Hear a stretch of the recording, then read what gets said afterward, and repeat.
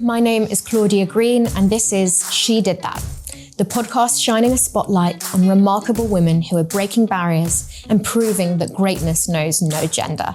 From female founders who have raised millions of pounds, the investors changing the landscape as we know it, to survivors of tragedy who have achieved the amazing and many more. We will share the stories of these incredible women who will inspire and empower you. In order to support us and these women, please subscribe on your viewing or listening channel of choice so we can continue our mission of sharing the stories that should and need to be heard. She's breaking the taboo on feminine hygiene. I'm extremely excited to introduce Katy. Katy. Hello, hello. Thank you for being here. Thanks so much for having me. I've been looking forward to having you on here for a while now. Go on. Go on. Tell me why. Just because I'm so interested in your journey and Luna Daily, because I originally heard of Luna Daily probably about 6 or 7 months ago now. And then I've kind of slowly been learning more and more and more. And I love the way you're kind of addressing the taboo of feminine hygiene and healthcare. So let's kick off by telling me a little bit more about your background pre-Luna Daily, just because I think it's important to speak about like the lead up to this. Of course. Well, both my professional and personal life is so closely linked to the Luna Daily story, but I'll start with professional. So I've spent most of my career in the beauty wellness space, although I've dabbled in food and drink as well. So actually my very first job was working for Red Bull. I used to drive one of those ridiculous minis. Oh, you were one. I really wanted one of those. When you have 4 outside your house with drunk boys every night shouting they're going to steal the can, it becomes a bit exhausting. But no, it was an amazing job, amazing company, and really my segue into marketing because I didn't study marketing before that point. But after being at Red Bull, I moved to L'Oreal. So I was at L'Oreal for several years here in London. First started out in category and then moved into brand. So I worked across most subcategories, like, you know, skin, men's, hair, body, deo, and then I specialised in makeup, and I ran the eye portfolio for the Maybelline brand, which was the biggest mass brand in the UK at the time. And then most recently, fast forward to my most recent role, I was at Charlotte Tilbury. I was global head of brand until June 2020, so actually just after the sale of Charlotte Tilbury to the Puig Group. But in between those two experiences, I spent 4 years at a plant-based food company called Bowl Foods, which was a spin-off of Innocent Drinks. I have heard of it, yes. Yeah, phenomenal company. And I joined in year 1 as the 5th founding employee. And the relevant bit of that story is that if L'Oreal and Charlotte Tilbury were my beauty wellness experience, that was my how you run a business experience. It was really scrappy, startup, scale up. It was, you know, me and 4 guys in a studio in Notting Hill. I love that. And like, honestly, I wouldn't be here today without that experience. Not just the realities of startup life, but how you set up a business to be a force for good. Which is so important, like ingrained in me from the start of setting Luna Daily. But the idea for Luna Daily actually came well before my career. So it was ever since I was a teenager. I was 19 and I'd been studying in India, came back to the UK and I was really, really unwell. And so I was put on a course of antibiotics, really intensive course of antibiotics and gastro-resistant tablets and all sorts of other medication that completely messed up my microbiome, my skin, my gut. I had loads of food intolerances after that. I had all sorts of issues. I got a yeast infection for the first time, which I'd never had. And That's not fun. Not fun. And not just not fun, I can still today remember how embarrassed and ashamed and confused I felt. And from that moment onwards, I wasn't able to use traditional body products like shower gels, soaps, other products to care for my intimate skin. But I really resented that I had to resort to these products, which still for the most part sit in this category called the feminine hygiene category. And I do it in inverted commas because even the name of the category is awful. And ever since then, I've thought it's an underserving category for women and people with vulvas. And nothing really has changed in 15 years. And so in the pandemic, I decided to quit my job and go and give this a go. Ballsy, excuse the pun. Well, you know what? People always say that to me. And I don't feel like it was at the time because I'd been sat on this idea for years. And I think we all had big thoughts during COVID. And for me, I was like, life is short. Like there's never going to be a good time to quit your job and go and do this because you're always going to feel, you know, feet on the edge of the diving board. But I was like, what's the worst that's going to happen? it doesn't work. And then I come back into the world that I love with more experience. And actually I felt like I was going to end up living more with regret of not giving it a go than going and giving it a go. So actually I didn't feel that ballsy. I just felt like it would be, why not? And honestly, that's been my approach since, one step in front of the other. And here we are just over 2 years later after launching with Luna Daily. Wow. So that's my backstory. So often lots of people come up with ideas, but getting it from idea to execution is obviously always more challenging than people account for. But how did you, once you decided, right, I'm going to do this, what were the steps between there? Because I think a lot of people don't talk about that. They don't discuss the fact that like, right, this is what I started with. I started designing the products. Like people don't really know the true journey. So what was the first thing that you did? Great question. So I think the first thing is I knew I wanted to take on this awful category, but it was working out what did that mean and what did that mean from a brand perspective and a brand beyond product. Because yes, you can have great product, but to build a great brand is different than just having product that people want to buy. And so it was really first clarifying like, what did I want my big mission to be and the vision, for 10, 20 years time. And so our mission is to connect women to each other and their entire bodies. And we do that through globally revolutionizing a new category of products, but also through normalizing conversations and revolutionizing education. So our strapline is head, vulva, knees and toes. And we see ourselves as a microbiome balancing body care brand for all skin, even your most intimate. So I knew I wanted to take on not just the kind of intimate care, femme hygiene category, but also really bridging into wider body care. And actually my vision was let's eradicate this category altogether. You don't need specific products for your vulvas. It's just skin. It's just that people are using very harsh body products on their intimate areas, which is causing other problems. So I think the first thing was to set out, like, what are we actually trying to do here? And what are we trying to change? Then quite practically, so I left my job on a Friday and I planned to have a few weeks off just to relax and get my thoughts straight. And it just turned out that I ended up having my first consulting job by the Monday. So I actually didn't have a break. But practically speaking, the first thing I do is, I need money. I need to be able to pay my rent in London. I need to be able to live and I'm going to need to be able to bootstrap Luna Daily. So practically speaking, the first thing I did is I moved into consulting. So rather than having a 9-to-5 full-time job, I started out pretty much having 9-to-5 full-time consulting, and that paid, very simply, it was a maths equation of how much money do I need to live, how much do I need to raise myself to bootstrap this business. And I started out full-time consulting, but allowing myself the brain space and the time to start working on Luna Daily. And if I think about, I quit my job in the June and we launched Luna Daily just under 2 years later, that consulting sort of dwindled, from 5 days down to 4, down to 3 to give me more and more time to work on Luna Daily. But it just practically, paid the bills. Then it was around developing a brand, a logo, a look and feel, an identity, our values, everything else we wanted to stand for. And then starting working on product development. I'm fortunate that most of my career has been in product development in the beauty space. I'm a product packaging geek. I love it. But I also had lots of connections and contacts in that world as to literally how you approach it. Oh, so you kind of knew, you weren't going in blind when it came to packaging and... No, definitely wasn't going in blind. It was definitely a wake-up call. It's very different approaching a supplier being Charlotte Tilbury versus being a startup with small budgets and not any confirmed volume. So it was definitely a wake-up call. I definitely thought it'd be easier because I'd been on the other side of a big brand before. But yeah, definitely did have experience there.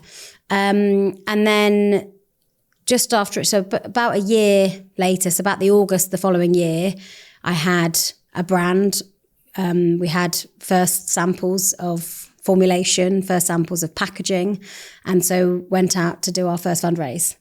So I did a fundraise pre-launch with just high net worth angels before launching the brand in March the following year. So that's a very oversimplified No, I can imagine that it was much more complicated than that. And actually, relatively speaking, it's a pretty short amount of time from, quitting a full-time job to having a new brand in market. But I suppose I've had this idea since I was 19. So for me, I felt like I've sat on it for years. It doesn't feel like a short amount of time. It was just the fine-tuning of the details around brand. Yeah. And then when you went out to fundraise, that must have been quite difficult, pre-launch, pre-revenue. How did you know who to put yourself in front of? Oh, I didn't at first. And I really thought about this recently because what I've basically realised is that fundraising is really difficult. There is no doubt about it. Everybody you speak to says it's really, really difficult. But it's one of the reasons I found it difficult is because it's a completely new skill set. I sort of put it in the same bucket as like mortgages and politics. Like no one teaches you at school about it. Like I still don't understand lots about mortgages and politics, but you just have to self-teach. But what I've really been thinking about recently is, if I think back to, exams at school, you'd have like dedicated weeks and weeks of time off school to revise for exams. And, to learn, if I think about my French GCSE, the amount of hours I put in learning to prepare for an exam, no wonder if we find fundraising hard, because it's a completely new skill set that you don't have dedicated time off from your day job to go and learn how to do it. And you don't have teachers to teach you. No. But really, it's how I've gone about it is to teach myself how to go about it. So honestly, I didn't know who to approach. Our first fundraising round was with high net worth, so just angel investors that qualified for EIS, SEIS tax relief. And I started with going to people in my network. So people that knew me, that had known me throughout my career, hopefully respected me or thought I was all right at what I'd been doing. And people that had said to me, I think this is a great idea, come back and speak to me when you're raising money. So it started with people, I would say people that I directly knew or people that were one step removed. I decided not to do friends and family, which is actually the round is off. That first round of investment you often get is called friends and family. Yeah. I actually felt really uncomfortable doing friends and family in the very beginning because I felt like it would add more pressure to me. But I also wanted some more people that were a bit more objective to be able to go, yeah, we think this is a good idea. So actually I did allow friends and family to come in at the very end, but only once I'd got kind of a decent amount of funding already confirmed from people that weren't as close to me. Yeah. But it all came from high net worth angels, individuals, and not everybody I knew. It was always, people I knew one step removed or somebody else that had introduced me to somebody else. So from that fundraise, how much did you manage to raise? So we raised just over £650,000, Nice. Which again, I was told you won't be able to raise that. I was told, people can only raise 300,000 from friends and family. But I was also told you need to raise enough to get you at least a year's runway. I would say that's more like 18 months, 2 years now. And so the advice I got given was, raise more than you think you need and raise at least enough for a year. And so, yeah, we raised just over £650,000. How do people work out how to pay themselves when they fundraise and they have to work full time on something?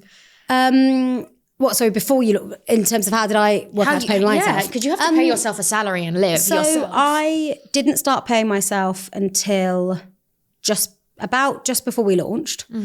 But my advice would be any investor that has your best interests at heart would want you to pay yourself, because they know that you will work harder than anybody else in your business. You will work longer hours than anybody else in your business, but you need a vested interest to want to work and to have a good quality of life. Like you cannot live in London, or lots of cities without earning a salary. So there's no denying you will not be earning a salary that you'd be used to at a previous company for many years. But you should pay yourself an amount that is reasonable that you can live off. And so that's what I did. And I had investors that fully supported that. So I started paying myself just before we started launching, I think. So before that, I was really relying on my savings and living a more conservative life. But honestly, less Ubers, less Deliveroos. It's always the Deliveroo. Less shopping. I got my 1,000 delivery badge the other day and I was so ashamed. And honestly, I didn't, you just adapt. And it didn't, I think it helped because we were in still in pandemic life where There's we weren't nothing going to buy. out. Yeah, exactly. Yeah. So for me, it was fine. But I've also from the beginning had investors that would support that. I definitely think if you're worrying about how you're going to pay your mortgage or the bills or the rent, there's absolutely no way that you can focus on building something from the ground up when you're just panicking all the time. Yeah. So I fully support that. There's definitely been some interesting conversations with people around what salaries they're allowed to draw at the different stages. And most people have said that the salaries are very low. When you're VC backed, the salaries that they can or recommended to withdraw are so low that that's why it's more inaccessible for women in their 30s, because they have families to support, and so it makes it so difficult for them to live off that amount. So I would say they've got the wrong investors, because any investor that has that approach, it doesn't make sense, is my view. Yeah. And so I've been fortunate fortunate, you could say, or, you know, it's the people I chose, that they understand that. You know, I don't yet have a family or children. Same thing, say. But I would say you need to set that precedent from the outset, because there would always be an argument that, you know, your budgets are tighter, but if you can't pay yourself a healthy amount, then your business is not set up in the right way, or you've not got the right investors, I would say. No, absolutely. And your fundraising journey, how much have you raised to date? To date, we have raised about £2.5 million. Nice. And you have plans to carry on fundraising? We're actually just about to close a new fundraise. Yeah. Oh, congratulations. Yeah, thank you. I take it that's confidential. It is at the moment, but we're almost done. Okay. But yeah, at the moment it is. All right, fingers crossed. Thank you. Did you find the fundraising journey any easier as you got through, you know, once you'd sort of learned how to do a pitch deck and all those things that people are a bit panicked about when they first start fundraising? Have you found it easier as you go through, or are there just sets of new challenges every time? So including the one that we are about to close, that's 3 kind of fundraising rounds. The middle one was the hardest. This one was the easiest. And I think it's a combination of experience, life stage of the brand, momentum behind the brand, and macro climate. So the second time I fundraised was the first time I wanted to bring on institutional investment, which we did. So we brought on 2 new VC partners. And we launched the brand in March, and I could already see, it was March 2022, so I could already see the economic climate was becoming a bit off. And so I knew I wanted to start fundraising as quickly as possible. So 4 weeks after launch, you know, we had minimum viable product, we had early proof of product market fit, we had confirmed retail launches. I went out to fundraise, and the ambition was to close the fundraise 6 months later in October. And we hit our original fundraising target by October, and I was being encouraged to close the fundraise because the market was in like free fall at this point. You know, we had a new government in place. Everybody was sitting on their hands. Like it was the beginning of like the next few years is going to be really difficult, everybody. But I got an offer from a big retailer called Sephora. I know Sephora. Yeah. And I got an offer from them, and then actually they increased their commitment 3 times. So we went from being just launching online to being launching online and in the stores. So We'd be the first ever brand of our type in a Sephora store in America. And so I knew that meant, that was great, but I knew we were going to need deeper pockets to fund such a big rollout expansion. Well, you need the stock. Yeah, we needed the stock. And also I knew that I didn't want to go and do this again in 6 months. You know, I wanted to give myself runway. So it was my decision to then keep going. And in the end it took 11 months in total, but we did a much bigger raise, more than double what we'd originally planned. And then we closed it on our first birthday, but it meant it took almost a year. And I think fundraising in the economic climate we were in, the length of time it took, because it really is like having another sort of full-time job whilst also being a full-time CEO. I've heard that a lot.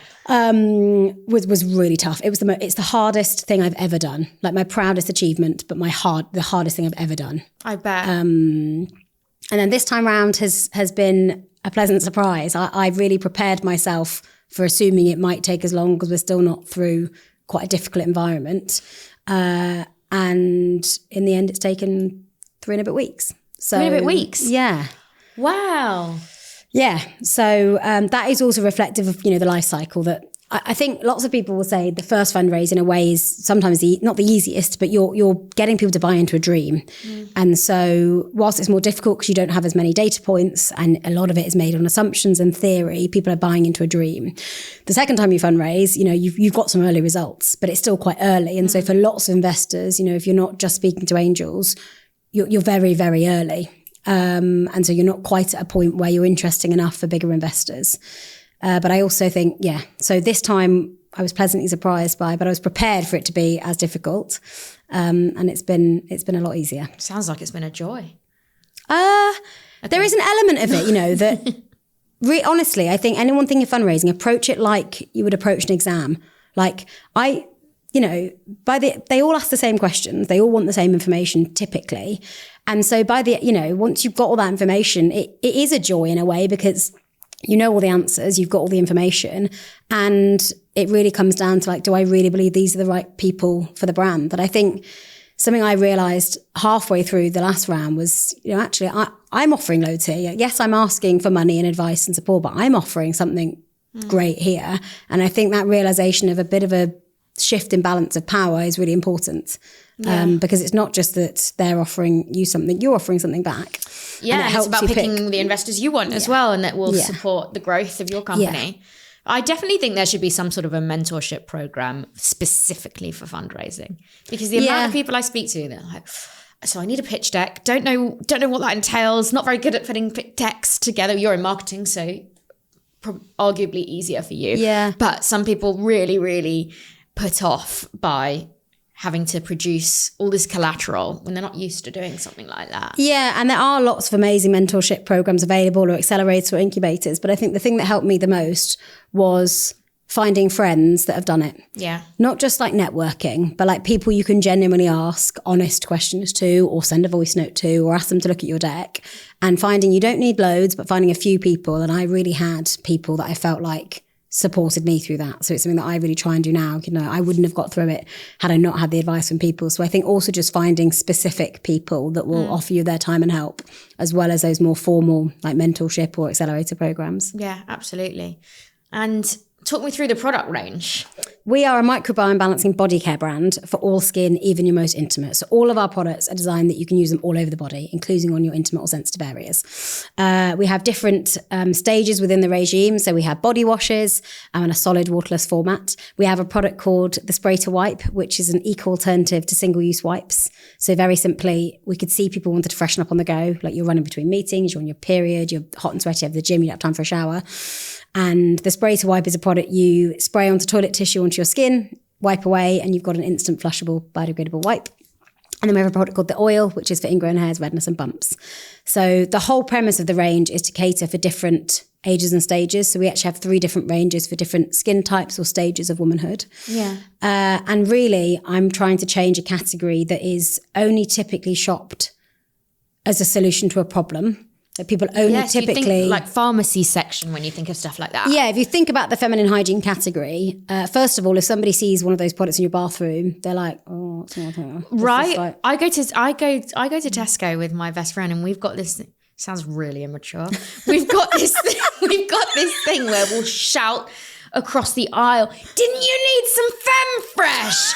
And everyone turns around. She's learned to play along, so she's like, "Yeah, thanks." But it's become, because it's so taboo, like it shouldn't be. Yeah, but even like we do joke about it, but it's, there is that deep shame and stigma of like, if you see a product like a Femme Fresh in a bathroom, you assume something's wrong with them. Yes. And it's this awful like self-perpetuating circle, because typically people only buy Femme Fresh because they've had a problem, because they've had a reaction or because they've struggled with, a gynecological problem.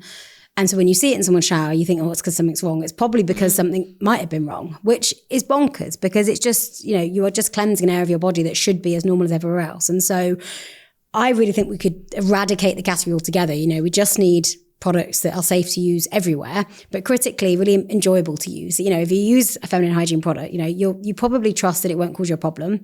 Although they're still pretty synthetic, the ingredients, they're still pretty horrific, some of them. But you certainly wouldn't want to use them anywhere else because they're not enjoyable. And so really, I really want people to trust that our products will work, but also really enjoy using our products. And you can use them.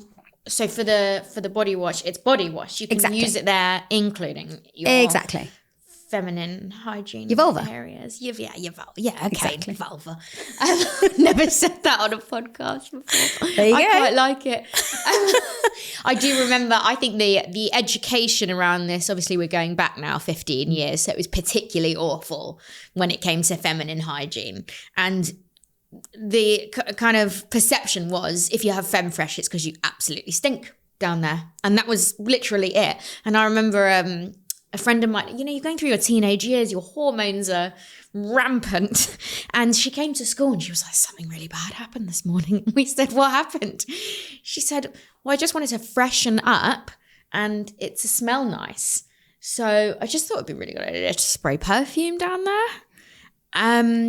Yeah, and I was screaming for about an hour and a half in agony. Yeah. And it was a disaster. And we're like, why did you spray perfume? She's like, well, what else are you supposed to use down there? And we were all laughing at her because we're like, why are you spraying perfume? Yeah. But it's true that she could either go to Boots and go and ask for a feminine hygiene product, which at 13 or 14, unlikely, unless you're feeling particularly brave or your mum goes for you. Yeah. So I think it's sad that people are so embarrassed about it in a way.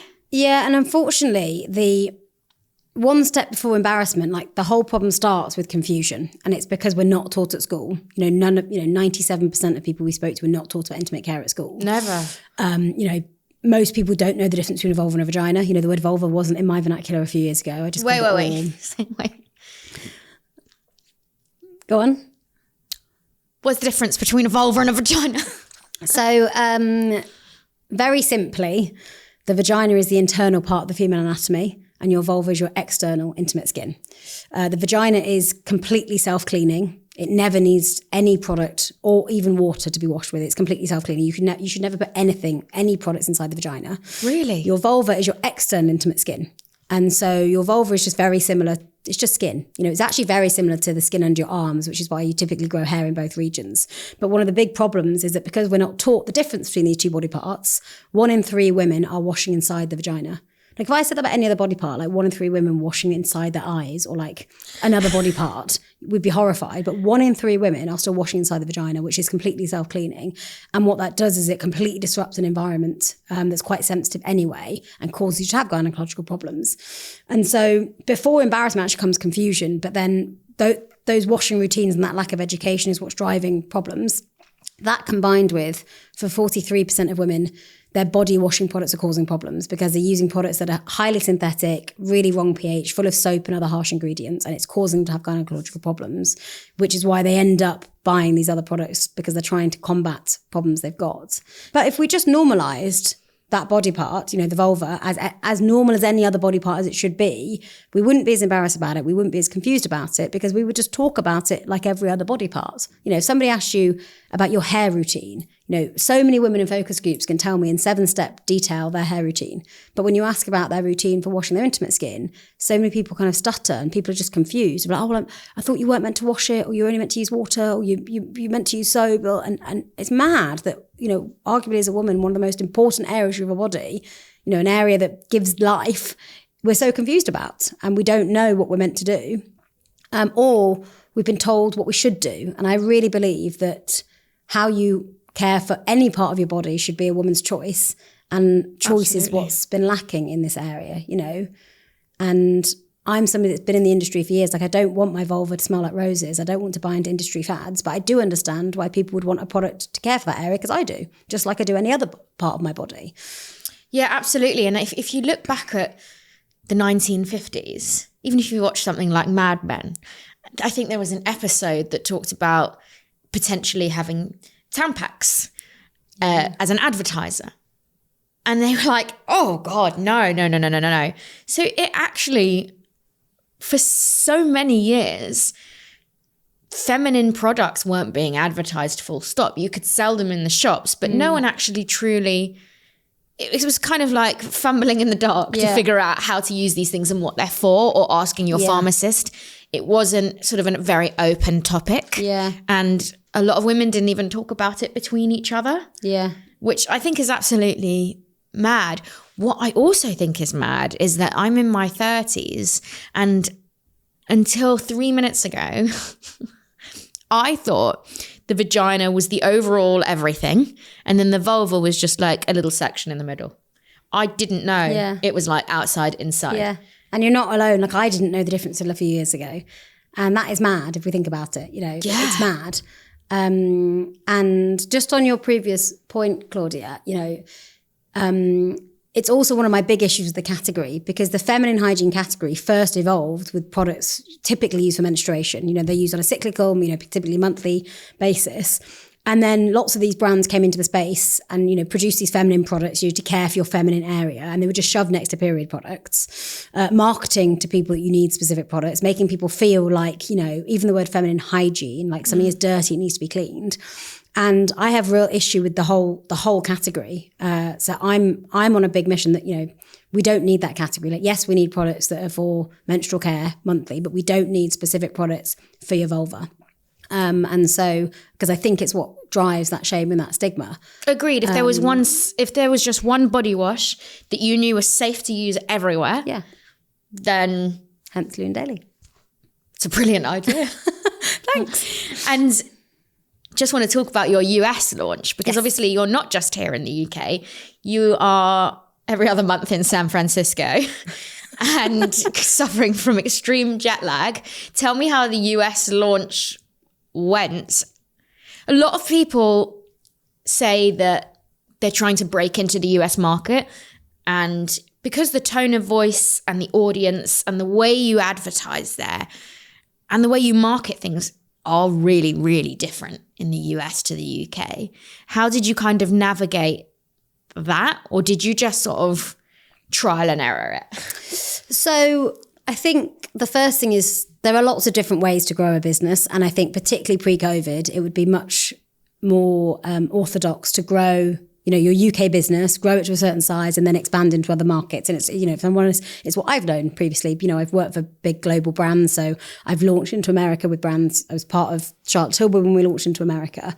But I think it was a little bit of planning and a bit of good luck, if I'm honest, because if you think about the customer, the same customer exists.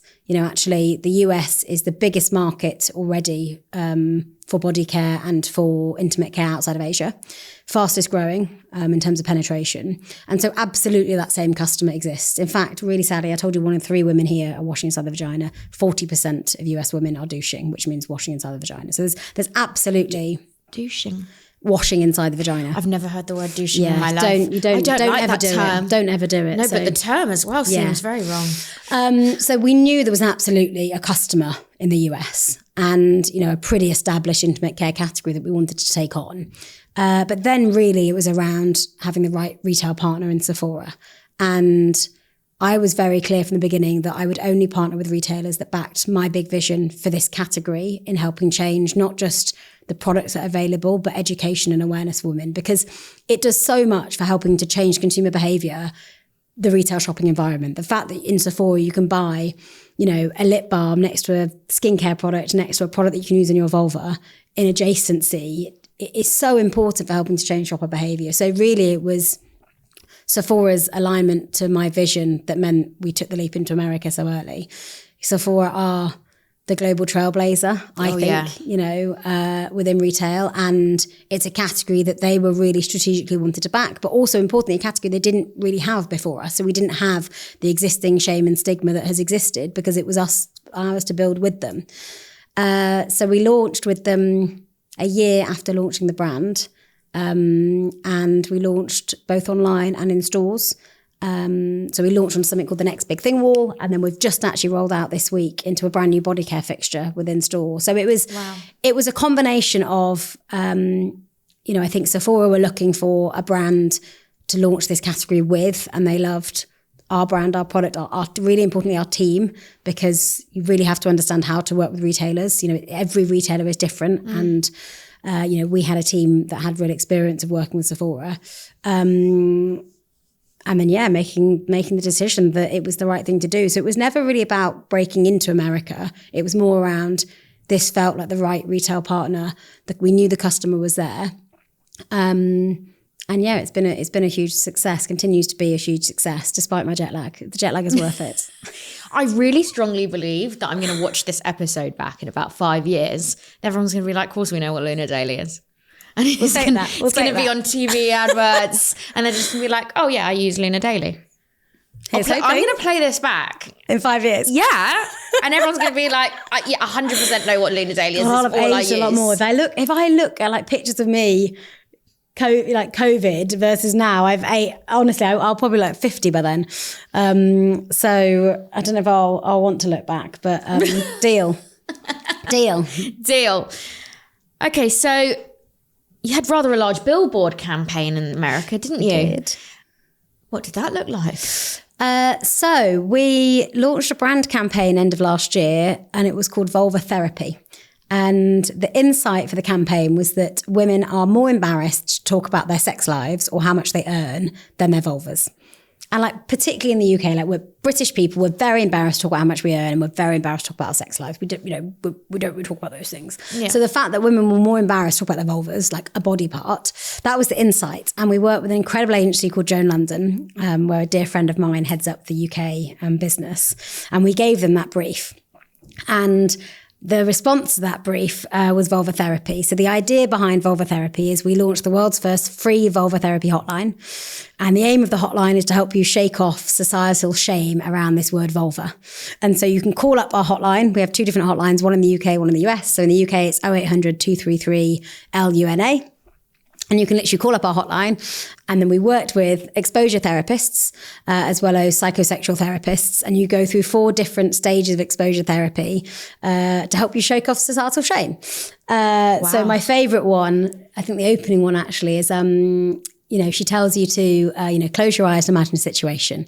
She's got an amazing voice. And the situation is that you are looking after your friend's dog. The dog's called Vulva. Yeah, get it, it's weird, but whatever, it's 2023. And you take Vulva to the park and you let her off the lead and Vulva just dashes, she's gone. So you have no choice but to shout across the park, Vulva! And it takes you through this whole series. But long story short, Vulva comes back, you put her back on the lead and the world carries on and it was fine. And it was just a word, just head, vulva, knees and toes. It's just a word. And so to support the launch of the Vulva Therapy Hotline, we were originally going to do a paid social campaign. We actually got blocked by several social media providers just for using the anatomical word. Yeah, it's really common, but unfortunately. That's quite unusual because on my social media, this is not reflective to what I'm searching, just to stipulate, but on my social media, there are things popping up with vibrators. So unfortunately, it's not uncommon. So we were part of a campaign last year where we campaigned against Meta to change the guidelines because unfortunately, lots of female health terms are some of the most censored words on Meta, for example. So the word vulva or vagina is one of the most censored words. And it's a real issue because if we're not being taught at school, social media is now the number 2 platform for education. And if we're not seeing it on social media, how do we learn? So it's really common that people are getting ads blocked by social platforms, ads that are not offensive, they're not sexualized, they are purely educational. So we actually got blocked on social media. So we decided to do an out-of-home campaign, out-of-home billboards. So that's where the kind of idea came from. And so we had out-of-home massive billboards that said the word vulva, and then our hotline, call our hotline if you feel triggered in both the UK and in America. So yeah, it was like one of my proudest moments for Loon Daily. And on the day of campaign launch, search terms for the word vulva went up 35% on Google. So really? Yeah. That's incredible. Yeah. And it wasn't a typo for a Volvo. Hope not. That's incredible. Yeah. What did your family think about it? Or the men in your family? I think they're really proud. I am proof that if you normalize it, it's not embarrassing anymore. Like, I'm just not embarrassed anymore. I used to be really embarrassed and I'm just not. And so I think they're desensitized to it. And I think they're really proud. Yeah, I hope. And what is your overall ambition for Luna Daily? I get asked this a lot as well. In the simplest way that I can emotionally connect to it is that I want less people to feel like I did when I was 19 and more people feel like I do now, which is free of the shackles of shame, embarrassment, confusion. That's it, in a nutshell. And I want to be the brand for women through every stage of womanhood, to support her through, when she becomes a woman, typically, she evolves from having bath time with mum and dad to bath time with mum and dad or dad and dad or mum and mum or just dad or whatever, to showering on her own, and supporting her through that transition all the way through motherhood and menopause. Because I think, unfortunately, the same confusion, stigma, lack of conversation exists at those life stages. Absolutely. And to support women through every life stage so they can be their happiest, healthiest version of themselves. And my vision is that we are a business that is a force for good. I've made a strong commitment, a public commitment, that I will only run this business if I and my team are the happiest, healthiest versions of themselves. And startup has a pretty grueling reputation, and I'm really obsessively committed to running a business that I'm really proud to run. Both, we walk the walk internally as we do externally of how I run business, how we treat people, how we treat employees, the policies we have in place to support them, and the policies we have to give back to the wider community. So I hope that Luna Daily can be a force for good for everyone that works for the brand and for hopefully lots of people externally. Can you talk about any of the policies that you have internally that has helped? Because I presume having a really supportive environment for your team helps them stay focused on the end goal and really feel a part of things. But it is important that you treat your staff well.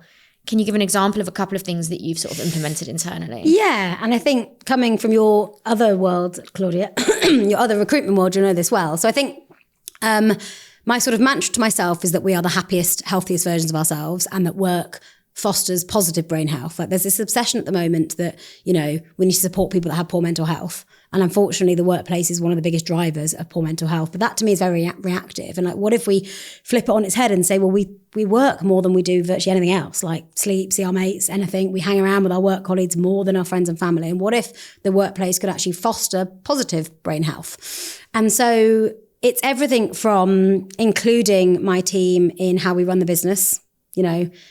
We vote on stuff, so we work 4.5 days a week every week of the year. So we finish at 1:00 on a Friday. Everyone has a longer weekend every week of the year, because what really happens on a Friday afternoon? And there's so much research to show that having a longer weekend is better for you. All the way through to the policies we implement. So we have a full reproductive policy that doesn't just cater for maternity leave, but it caters for endometriosis, abortion, miscarriage, all the way through to menopause. So there's sort of several taboo subjects that you're addressing internally as well for your staff. And my workforce is more women than it is men. We are still 70% owned, and 70% of our C-suite team are women, and I anticipate it will continue to be more women than it is men.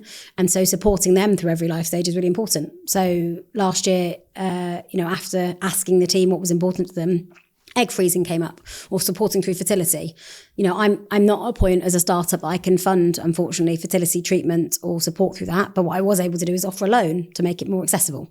And so for me, it's how do we continue to evolve and constantly just try to create an environment where everyone really, really loves working there and is proud to work there, and it feels like they really, support them. So, I think some of the policies we put in place we can improve on. I don't think I will ever stop trying to improve.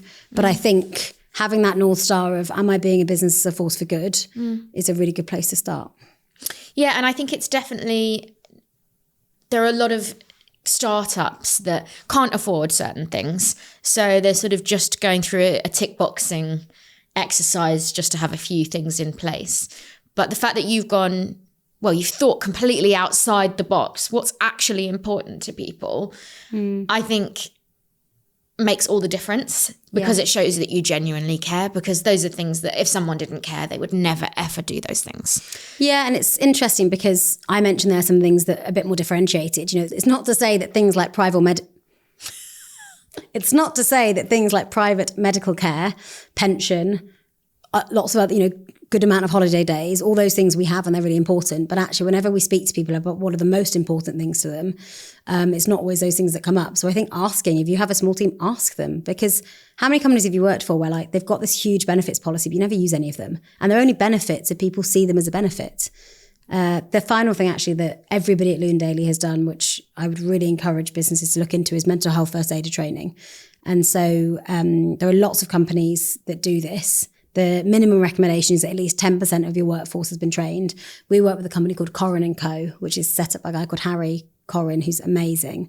And every single person in my team has gone on the 2-day course. Really? And it doesn't teach you how to become a therapist, but it gives you the skills to, it equips you with the skills of how to spot mental health issues that someone's having, whether that is, somebody in the workplace or somebody close to you, and how to offer advice and guidance. And I personally found it was so helpful for my own, even though it's teaching you how to be a mental health first aider for somebody else, it inherently teaches you. And it's my entire career, it's the best course I've ever been on.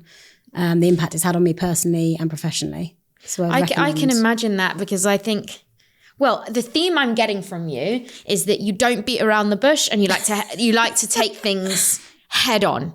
There's no taboo subject, and if it's happening, if it's reality, you're not going to skirt around the issue, which I think is great. And I think a lot more founders, or, you know, people who are leadership in businesses should be doing, so that people feel comfortable and are equipped. Because think about mental health.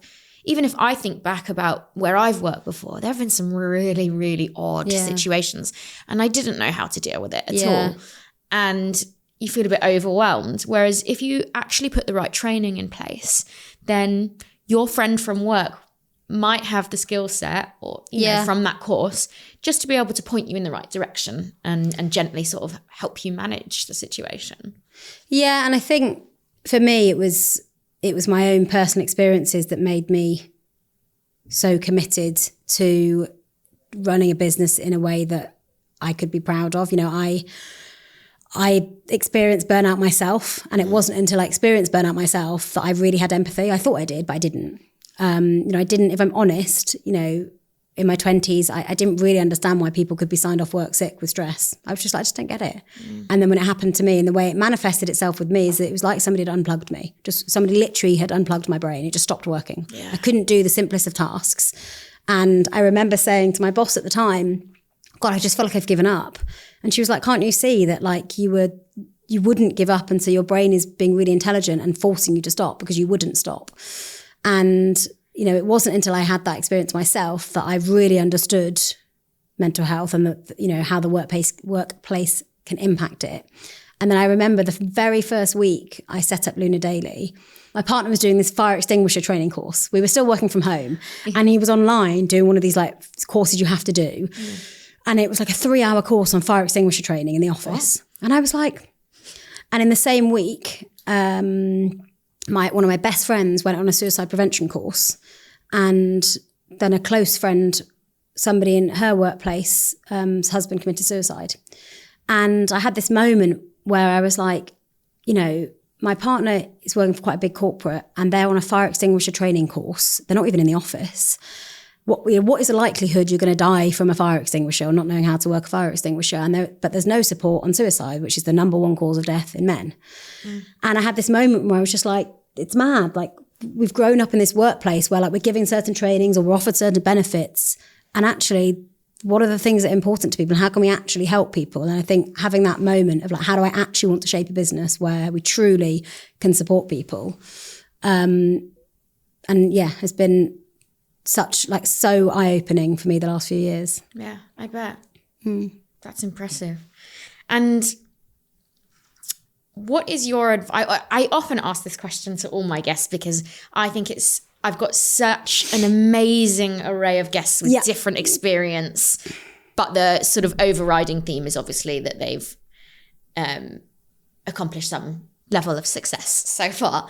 So what is your advice to the many, many, many people that have an idea, truly believe in it, but they're just, for whatever reason, too anxious or risk averse to execute, pull the trigger and go for it? Ooh. God, it's a broad question. What advice would I give to somebody that's got an idea but hasn't quite pulled the trigger? I think thinking what's the worst that's going to happen. You know, in those early stages, what is the worst that's going to happen? You know, if you haven't taken other people's money, you haven't given people jobs yet that their livelihoods rely on. In those early stages, I think thinking what's the worst that's going to happen. So for me, that was a way that I was able to quit my job and go and give it a go. And for me, the worst thing that was going to happen was that I was going to wake up in 20 years and regret that I hadn't given this a go. Yeah. So if that's the feeling you've got, like feet on the edge of the diving board, once you've balanced up what's the worst thing that's going to happen, if you can balance and manage those risks, giving it a go. I also think naivety is one of the biggest superpowers in the startup world. Like, I think most founders would tell you if they knew what they knew now about how hard it is, probably wouldn't do it. So leaning into that naivety. The second thing is people, like building, this is even before you can afford to pay people to have a team, like building people around you is so important. I've had incredible advisors, mentors, people that would meet me for the odd coffee for free, all ends of the spectrum that have supported me since the beginning. And for me, it's so important having phenomenal people around you. When I did go out and raise investment, I think my team sheet, my people was my most impressive slide. And it's also the thing that brings me the most joy, like being surrounded by the most amazing people that believe in what we're trying to do. And the third thing is, if raising investment is the route that you choose to go that's right for your business, revise for it like you revised for exams, like for GCSEs. We spent 2 years learning about a subject at school, and really revise and teach yourself the investment game, because it really is just it's a whole new skill set that is like nothing else I've ever learned, but you have to teach yourself. I don't think you can rely on other people to teach you. So if that's the route you want to go, really learning about that yourself is really important. Yeah, it sounds a lot like pushing yourself, maybe what's outside your comfort zone, and reaching out to people saying, hey, don't suppose you'd have a coffee with me? Yeah. However ridiculous it seems to you, they could be Yeah. the global head of marketing at L'Oreal. You never know. That person just might reply and say, sure. And so often people want to help. I think particularly in the space that we're in female health, it's so underfunded, it's so under-focused. I've been amazed at how many people will offer me their time or help. But also the reason you need to revise it is because it goes against everything we're taught about how to be a good human, in a way, because we're taught as humans, be humble, have humility, don't be boisterous, don't be the loudest person in the room, and maybe even more so as women. Lots of the skill sets that are deemed unattractive personally, I think you have to lean into professionally, particularly if you're raising investment. Like, you have to be bolshy, you have to just ask. And they're things that don't come naturally to you, partly because we've been taught they're not good skills, a good way to act as a human. And so I found lots of it. It feels uncomfortable because it doesn't sit with your natural approach. And so being able to separate, your personal persona from your work persona has also been a steep learning curve for me. Yeah, absolutely. Well, I've got no doubt that a very solid chunk of women are going to know the difference between a vulva and a vagina now. My work here is done. And Luna Daily is going to be a global brand. Maybe we'll see it's bought out by L'Oreal in 10 years for 100 million. We'll see. But honestly, until then, it's the happiest I've ever been. So I'm just enjoying the ride at the moment. Well, thank you for what you're doing for women. Thank you. Thanks you for having me. Here.